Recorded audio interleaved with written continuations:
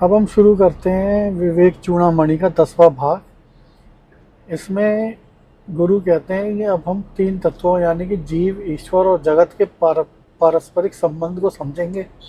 ये तीनों अलग अलग सत्ताएं प्रतीत होती हैं, परंतु अंततः एक ही ब्रह्म है।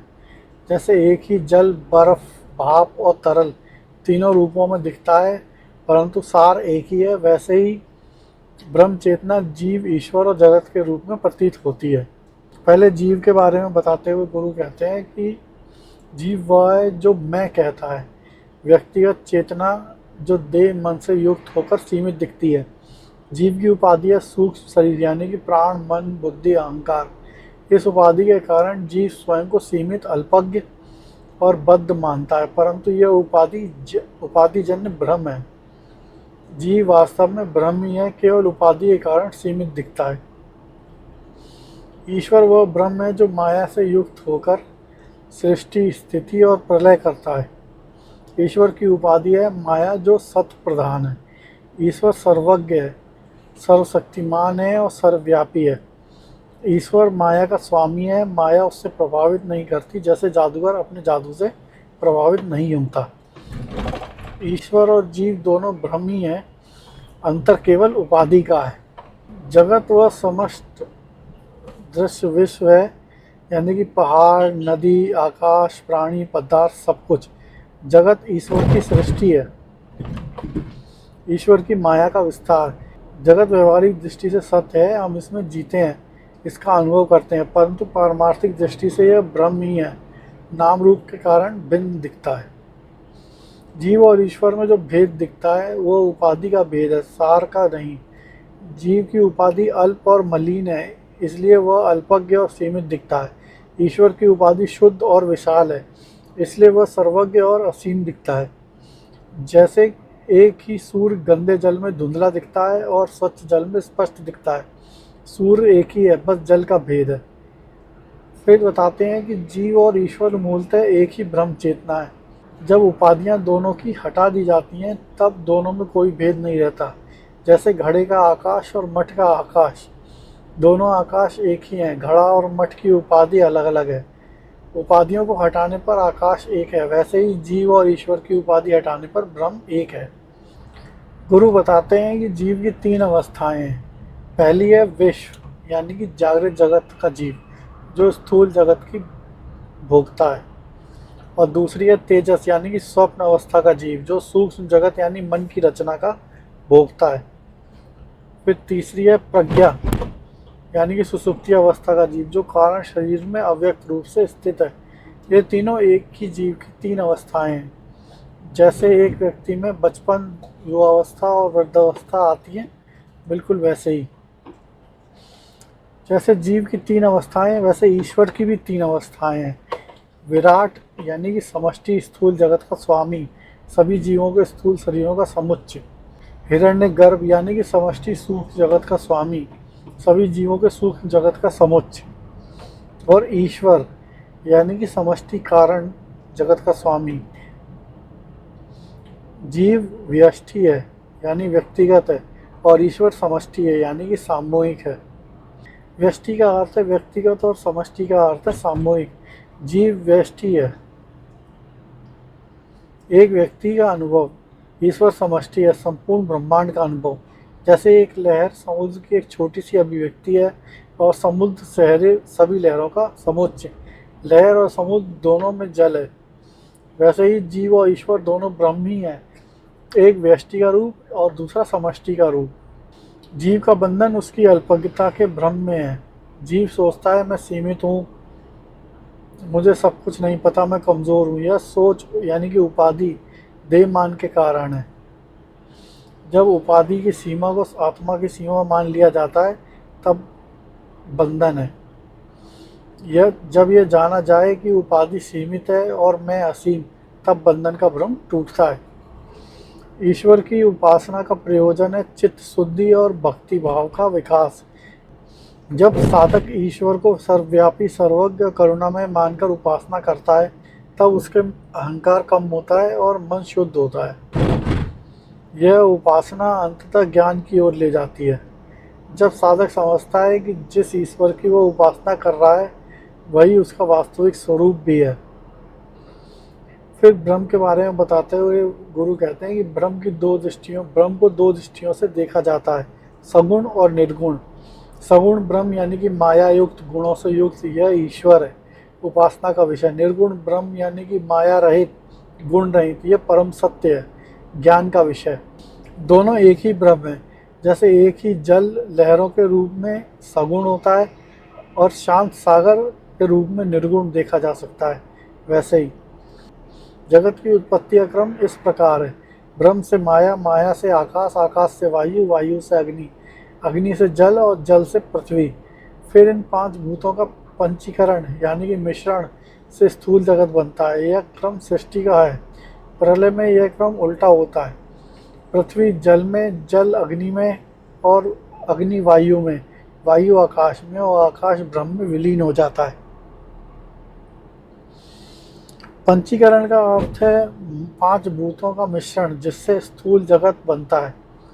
प्रत्येक भूत अपने आधे भाग को बनाए रखता है और शेष आधे को चार भागों में बांटकर अन्य भूतों के साथ मिलता है। इस प्रकार प्रत्येक स्थूल पदार्थ में पांच भूतों का अंश होता है, परंतु एक भूत प्रधान होता है। यह सिद्धांत बताता है कि जगत की विविधता के पीछे एक मौलिक एकता है। जीव की उत्पत्ति ब्रह्म चेतना के सूक्ष्म शरीर में प्रतिबिंबित होने से होती है। जैसे सूर्य का प्रतिबिंब प्रत्येक जल पात्रों में पड़ता है, अनेक सूर्य दिखते हैं, वैसे ही एक ब्रह्म चेतना अनेक सूक्ष्म शरीरों में प्रतिबिंबित होकर अनेक जीव देखते हैं। प्रतिबिंब असली सूर्य नहीं है, परंतु प्रतिबिंब का प्रकाश असली सूर्य से है। वैसे ही जीव की चेतना ब्रह्म चेतना का प्रतिबिंब है। जीव की यात्रा अनेक जन्मों तक चलती है। मृत्यु में स्थूल शरीर छूटता है, परंतु सूक्ष्म कारण शरीर वासनाओं सहित आत्मा के साथ रहते हैं। ये नए स्थूल शरीर में प्रवेश करते हैं। जैसे व्यक्ति पुराने वस्त्र छोड़कर नए वस्त्र पहनता है, वैसे ही यह चक्र जब तक चलता है जब तक अज्ञान है। ज्ञान होने पर यह चक्र रुक जाता है। सूक्ष्म और कारण शरीर भी समाप्त हो जाते हैं। जीव के प्रत्येक कर्म का फल होता है। यह कर्म सिद्धांत है। शुभ कर्मों का फल सुख, अशुभ कर्मों का फल दुख। यह फल इसी जन्म में या अगले जन्मों में मिलते हैं। यह सिद्धांत न्यायपूर्ण व्यवस्था दिखाता है। कोई बिना कारण सुख दुख नहीं पाता, परंतु यह सिद्धांत भी व्यवहारिक स्तर पर है। ज्ञानी के लिए कर्म फल का बंधन नहीं रहता। ईश्वर कर्म फल का व्यवस्थापक है। वह प्रत्येक जीव को उसके कर्मों के अनुसार फल देता है। यह व्यवस्था संचालित नहीं है, ईश्वर की सत्ता इसका आधार है। जैसे राजा न्याय व्यवस्था चलाता है, वैसे ईश्वर कर्मफल व्यवस्था चलाता है, परंतु ईश्वर पक्षपाती नहीं है। वह केवल जीव को अपने कर्मों के अनुसार फल देता है, न कम न ज़्यादा। ईश्वर सृष्टि का निमित्त कारण है और उपादान कारण दोनों है। निमित्त कारण यानी कि वह जो रचना करता है, जैसे कुम्हार घड़ा बनाता है, वह उसका निमित्त कारण हो जाता है। उपादान कारण वह सामग्री जिससे रचना होती है, जैसे मिट्टी। साधारणतः ये दोनों अलग होते हैं, कुम्हार और मिट्टी दोनों अलग हैं, परंतु ब्रह्म दोनों हैं। वह स्वयं सृष्टि करता है और स्वयं ही सृष्टि की सामग्री भी है। यह अद्वैत का अनूठा सिद्धांत है। जगत ब्रह्म का विवृत है, वास्तविक परिणाम नहीं, आभासी रूपांतरण। जैसे रस्सी में सर्प दिखता है, रस्सी सर्प नहीं, केवल आभास हुआ, उसी प्रकार ब्रह्म जगत नहीं बना, जगत ब्रह्म पर आभासी रूप से प्रतीत होता है। यह विवृतवाद सांख्य के परिणामवाद से भिन्न है। परिणामवाद में वस्तु वास्तव में बदलती है, जैसे दूध से दही। विवृतवाद में वस्तु नहीं बदलती। फिर आगे गुरु जीव और ब्रह्म की एकता के प्रमाण महावाक्यों के बारे में बताते हैं। वो कहते हैं, तत्त्वम असि अहम ब्रह्मास्मि। ये वाक्य केवल काव्यात्मक नहीं, यह तार्किक और अनुभवजन्य सत्य है। जब जीव की उपाधि देह, मन और ब्रह्म की उपाधि माया दोनों हटाई जाती हैं, तब जो शेष बचता है वह शुद्ध चेतना है और वह दोनों में एक ही है। यही एक का प्रमाण है। प्रत्येक जीव को मोक्ष का अधिकार है, क्योंकि प्रत्येक जीव वास्तव में ब्रह्म ही है। यह अधिकार जन्म, जाति, लिंग या आश्रम पर निर्भर नहीं करता। साधन चतुष्ट की पात्रता पर निर्भर करता है।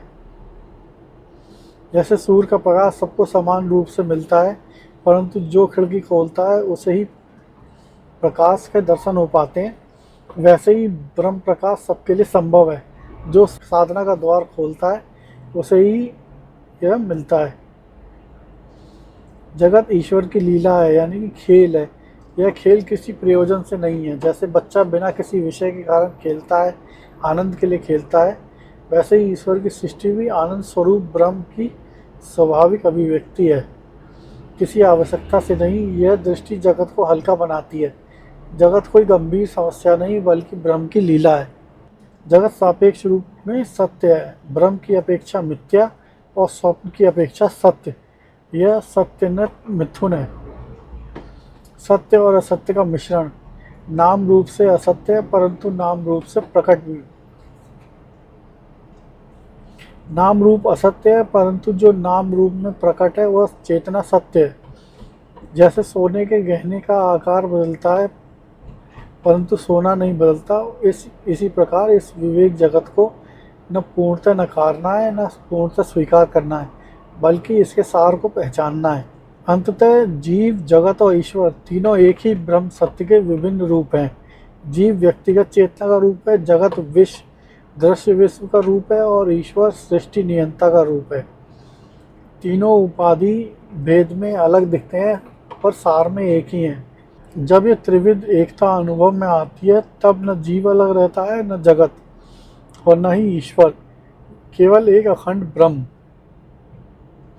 ब्रह्म सर्वव्यापी है। इसका अर्थ है कि कोई स्थान, कोई वस्तु, कोई जीव ब्रह्म से रहित नहीं है। जैसे आकाश घड़े के भीतर भी है और बाहर भी कोई स्थान आकाश रहित नहीं है, वैसे ही ब्रह्म सर्वत्र है। यह सर्वव्यापकता को समझने पर भेद दृष्टि समाप्त होती है। तब कोई वस्तु पवित्र या अपवित्र नहीं रहती, सब में वही एक ब्रह्म रहता है। अद्वैत दृष्टि का व्यवहारिक प्रभाव है सर्वभूत समानता। जब सब में एक ही ब्रह्म दिखता है और किसी से घृणा नहीं हो सकती और किसी का शोषण नहीं हो सकता। यह दृष्टि सामाजिक समता, करुणा और अहिंसा का आधार बनती है। यह अद्वैत दृष्टि अहिंसा के सिद्धांत का मूल आधार भी है। सब में ईश्वर है, इसलिए किसी को हानि नहीं पहुंचानी। जीव की मुक्ति का अर्थ है व्यष्टि दृष्टि से समष्टि दृष्टि की ओर बढ़ना और अंततः समष्टि के भी परे अद्वैत दृष्टि को ओर जाना। पहले मैं केवल अपनी देह तक सीमित था, फिर मैं सब में फैल गया, सर्वभूत एकत्व हो गया। अंत में मैं और सबका भेद मिट गया, केवल अखंड चेतना। यह क्रमिक विस्तारी ज्ञान यात्रा है। ईश्वर भक्ति, ज्ञान और पूर्व तैयारी है। जब साधक ईश्वर को प्रेम करता है तो उसकी इच्छा अपनी इच्छा मानता है, तब अहंकार कम होता है। यह कम हुआ अहंकार ज्ञान के लिए उपयुक्त भूमि बनाता है। जब ज्ञान होता है कि मैं और ईश्वर एक ही हैं, तब भक्ति ज्ञान में परिणित हो जाती है।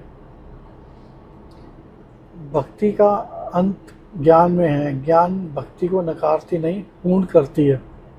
जगत को दो दृष्टियों से देखा जा सकता है। पहली व्यवहारिक दृष्टि, जगत व्यवहारिक है, इसमें कर्तव्य, संबंध, जिम्मेदारियां हैं। दूसरी पारमार्थिक दृष्टि, जगत ब्रह्म है, अलग नहीं। ज्ञानी दोनों दृष्टियों में संतुलन रखता है। व्यवहार में कर्तव्य निभाता है, परंतु भीतर से जानता है कि वह ब्रह्म है। इसी संतुलन से जीवन मुक्ति संभव होती है। उपाधियां, यानी कि देह, मन, बुद्धि परमार्थ में मिथ्या है, परंतु व्यवहार में महत्वपूर्ण है। जब तक देह है उसकी देखभाल करनी है, तब तक मन है उसे शुद्ध करना है, जब तक बुद्धि है उसे तीक्ष्ण बनाना है। यह उपेक्षा नहीं, बल्कि साधन का ही सही उपयोग है। ज्ञानी उपाधियों को साधन मानता है, स्वयं नहीं। इसलिए वह उनका सम्मान करता है, परंतु आसक्त नहीं होता। जीवन मुक्त की दिनचर्या साधारण मनुष्य जैसी दिखती है। वह भी खाता है, सोता है, काम करता है, परंतु भीतर से वह सदा ब्रह्म बोध में स्थित रहता है। बाहर से कोई अंतर नहीं दिखता, परंतु भीतर से सब कुछ बदल जाता है। यही कारण है कि ज्ञानियों की पहचान कठिन है। वह साधारण जीवन जीते हैं, परंतु असाधारण चेतना में स्थित रहते हैं। मोक्ष में ईश्वर की कृपा और जीव का प्रयत्न, ये दोनों ज़रूरी हैं। दोनों की भूमिका है। केवल कृपा से नहीं, जीव को साधना भी करनी होती है, और केवल प्रयत्न से नहीं, साधना से नहीं, कृपा के बिना अंतिम साक्षात्कार नहीं होता। जैसे नाव चलाने के लिए चप्पू यानी कि प्रयत्न चाहिए, और अनुकूल हवा यानी कि कृपा भी चाहिए। दोनों को मिलकर नाव को किनारे तक पहुंचाते हैं। साधक को भी दोनों पर विश्वास रखना चाहिए, अपने प्रयत्न पर भी और ईश्वर की कृपा पर भी। जगत में रहकर साधना संभव है और श्रेयस्कर है। संसार त्यागना अनिवार्य नहीं है। संसार में रहकर भी मैं ब्रह्म हूँ का बोध बनाए रखना संभव है। गृहस्थ जीवन में रहते हुए भी जीवन मुक्ति संभव है। महत्वपूर्ण है कि मन की स्थिति बाहरी परिस्थिति नहीं। जो मन से मुक्त है वो कहीं भी मुक्त है, जो मन से बद्ध है वो कहीं भी बद्ध है। जीव, ईश्वर और जगत तीनों माया के 3 गुणों यानी कि सत्व, रज और तमस से बने हैं। ज्ञानी इन तीनों गुणों के परे गुणातीत हो जाता है। गुणातीत होने का अर्थ यह नहीं है कि गुण काम नहीं करते। गुण अपना काम करते रहते हैं, परंतु ज्ञानी उनसे प्रभावित नहीं होता। जैसे मंच पर अभिनय हो रहा होता है परंतु दर्शक जानता है कि वह अभिनय है, वैसे ही ज्ञानी जगत नाटक की तरह देखता है और उसमें खोता नहीं है। ब्रह्म सब स्वरूपों का आधार है परंतु स्वयं निराकार है।